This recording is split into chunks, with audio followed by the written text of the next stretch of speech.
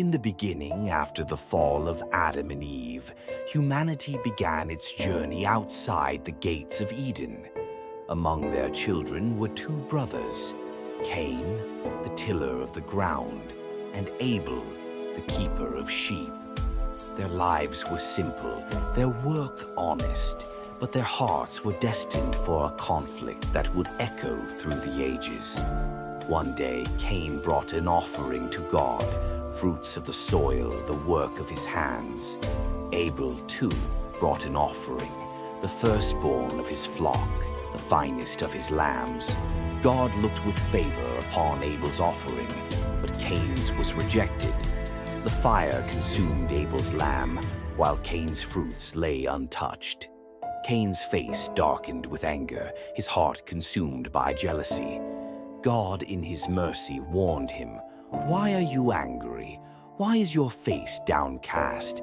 If you do what is right, will you not be accepted? But if you do not, sin is crouching at your door. It desires to have you, but you must rule over it."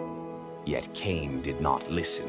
Blinded by rage, he lured his brother into the field. There, in a moment of fury, Cain rose against Abel and struck him down. The earth, once pure, drank the blood of the innocent. The first life taken by human hands.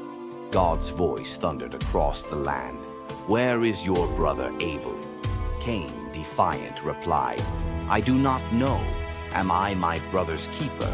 But God said, "What have you done?" "The voice of your brother's blood cries out to me from the ground." Cain's punishment was swift and severe. The ground, which had borne his crops, would no longer yield its fruit.